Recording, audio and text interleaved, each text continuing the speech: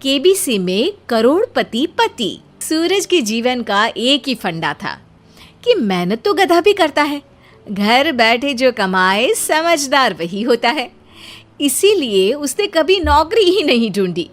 इस बात से हालांकि उसकी पत्नी शिखा बिल्कुल भी अग्री नहीं करती थी, पर फिर भी सूरज को समझाना बेकार था।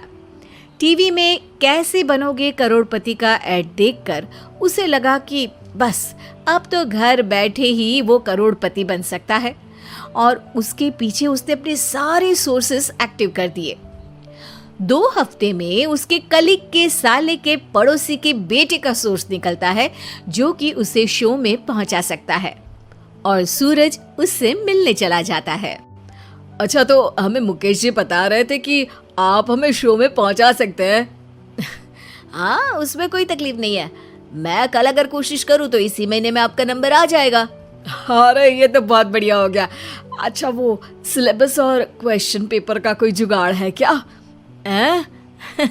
उसका तो कोई जुगाड़ नहीं है। तो वो वाकई में कुछ भी पूछ सकते हैं? हाँ, वो तो बच्चन जी पर है, जो पढ़ते हैं वो पूछ लेते हैं। पहली कोशिश फेल होने पर अब सूरज के सामने एक बहुत बड़ा सवाल था कि आखिर जवाब कहाँ से लाए। तब शिखा ने एक सजेशन दिया, क्यों ना सूरज अपने चचेरे भाई सुमित से मदद मांगे, जो कि यूपीएससी की तैयारी कर रहा था। हालांकि इतनी मेहनत करना सूरज को समझ में नहीं आता था, पर कोई और रास्ता ना मिलने पर वो आखिर सुमित से बात करता है। अरे सुमित, हमारा कैसे बनोगे करोड़पति के लिए सिलेक्शन होने वाला है। तुम हमें थोड़े चिट बनाने में मदद करोगे क्या? अरे भैया, चिट बनाए तो सालों हो गए, उसमें हमारा एक्सपर्टीज नहीं है, बल्कि आप बोलो तो हम आपकी पढ़ने में जरूर मदद कर सकते हैं। हट, कैसी अनाप शराब बातें कर रहा है तू। सूरज ने सुमित को मना तो कर दिया था, पर तैयारी करने के सिवाय कोई चारा उसे दिख भी नहीं रहा था। खासकर जब 12 के पेपर लीक करने के एक्सपर्ट शुक्ला जो भी हाथ जोड़ लेते हैं। आखिर सूरज को सुमित के पास जाना ही पड़ा, और उसने सुमित और शिखा से वादा किया कि वो बहुत मेहनत करेगा।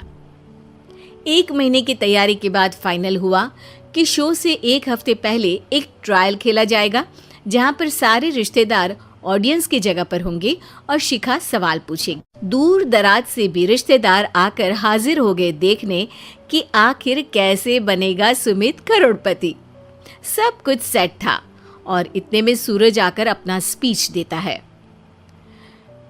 ये 1 महीना मेरे लिए आसान नहीं था, पर अपने भाई सुमित और अपनी पत्नी शिखा की मदद से मैं इतनी दूर पहुंच पाया हूँ।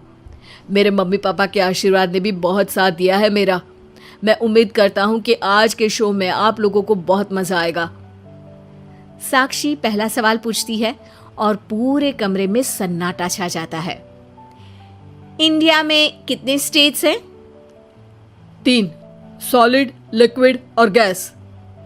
अरे रुकिए, तो ऑप्शंस तो देने दीजिए। इतने में 5वीं कक्षा का चिंटू बोल उठता है। अरे क्या मामा, आप तो पहले सवाल पर ही आउट हो गए। अरे बेटा, पहला सवाल तो ट्रायल होता है ना। अरे तुम अब देखना। देखने जैसी बात तो थी ही। सूरज को इतना शांत किसी ने नहीं देखा था। कभी कभी तो लगता था मानो सूरज आंख खोलकर ही सो गया हो। मामा जल्दी करो प्लीज, कल सुबह पनवेल भी तो निकलना है।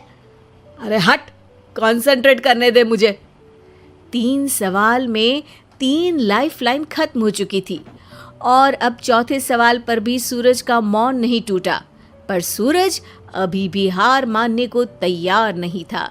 उधर हर कोई सूरज को छोड़ सुमित को देख रहे थे। आखिर सुमित ने ही तो पढ़ाया था सूरज को। गजब बेइज्जती है यार।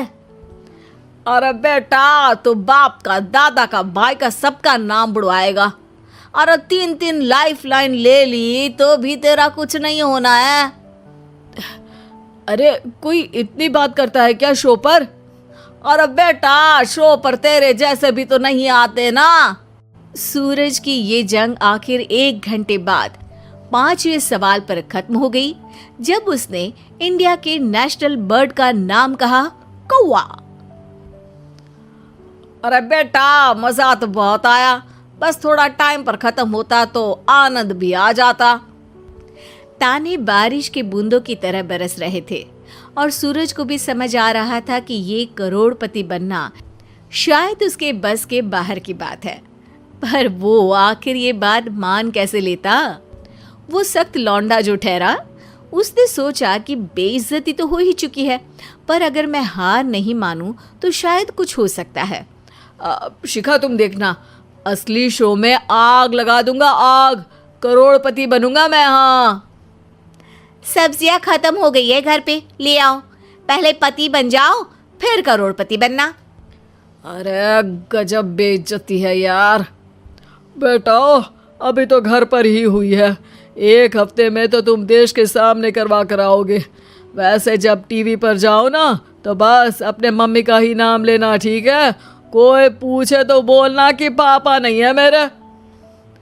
अरे पढ़ाई की, पेपर निकलवाए, इतने सारे लोगों को खाना खिलवाया, क्या फर्क पड़ा?